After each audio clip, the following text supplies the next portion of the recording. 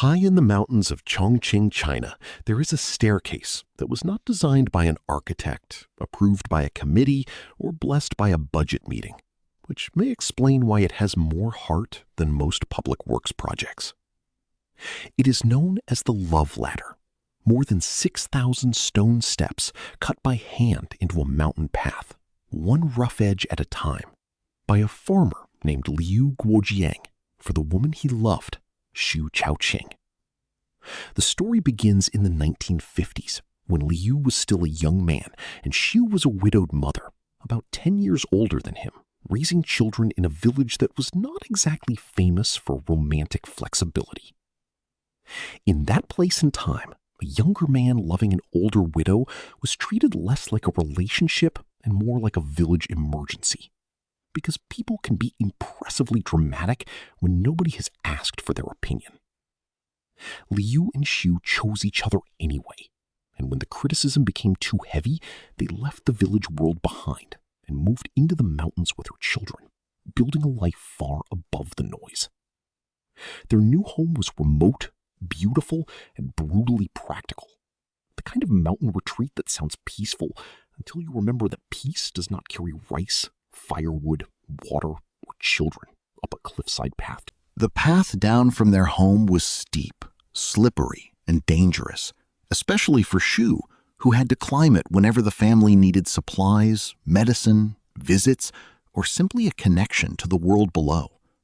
So Liu did not make a speech about devotion, because speeches are free and gravity is not. He picked up simple tools and started cutting steps into the rock. The first step was probably not cinematic at all, just a young husband crouched on a mountain ridge, striking stone with a chisel while the forest listened and the mountain remained deeply unimpressed. But then there was a second step, and a third, and another after that, until the path began to change from a threat into something Xu could trust beneath her feet. This was not a weekend project, unless your weekends last half a century and involve arguing with limestone in every season. Rain filled the grooves, summer heat baked the rock, winter cold stiffened his fingers, and still Liu kept carving, because the mountain path was not going to become safer by admiring itself. In the early years, life on the mountain was harsh enough that Xu reportedly asked whether she had become a burden to him. Liu's answer was simple. As long as they worked hard enough, life would get better. Which is not poetry in the fancy sense, but it is the kind of sentence a person can actually live inside. They farmed, cooked, repaired, raised children, and made a home from handmade tiles, rough walls, simple tools, and the daily refusal to return to people who had already decided they knew better. And somewhere inside all that ordinary labor, Liu kept returning to the same extraordinary task. One more step, one more ledge, one more safer place for Xu to put her foot. Years passed, then decades, and the staircase grew with them, not as a grand monument, but as a working part of their marriage, used in mud, sun, fog, and fatigue. By the time Liu's hair had grayed, the mountain held thousands of marks from his hands, each one a tiny argument against the idea that love is only something people say.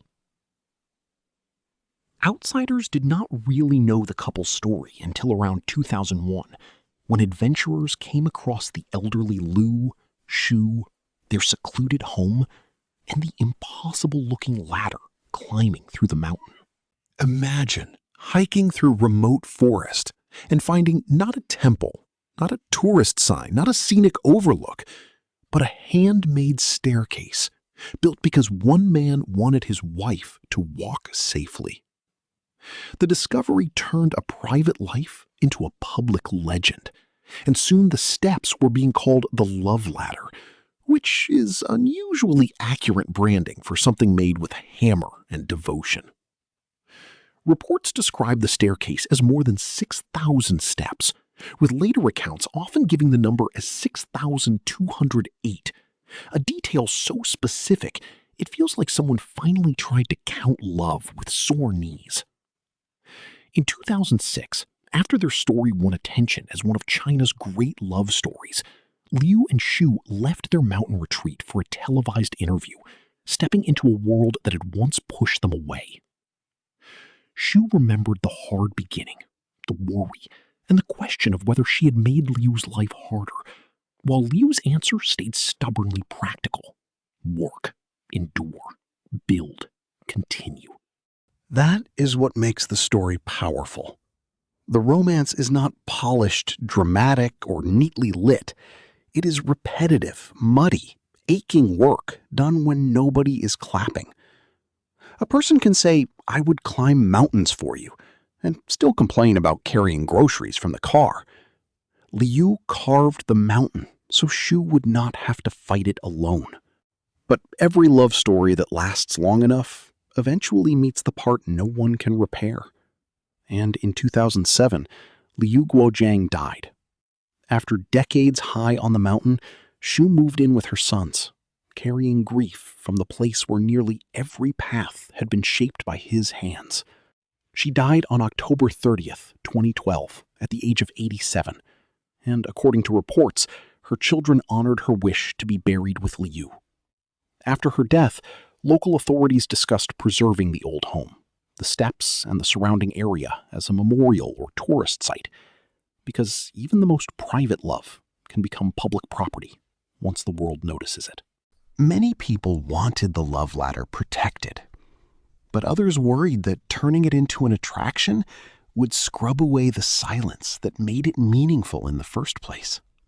That debate is understandable, because the staircase is both a place people want to visit and a thing that was never built for visitors.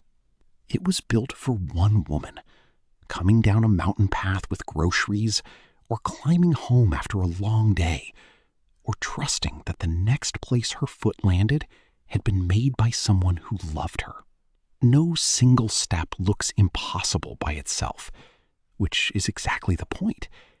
Devotion rarely arrives as one heroic moment. It usually arrives disguised as doing the necessary thing again tomorrow. Liu Guojiang did not build a palace, compose an anthem, or carve his name across the sky. He built a staircase, and every step said the same sentence without needing words. I want the world to hurt you a little less, which may be the most oddly human way to win an argument with gravity.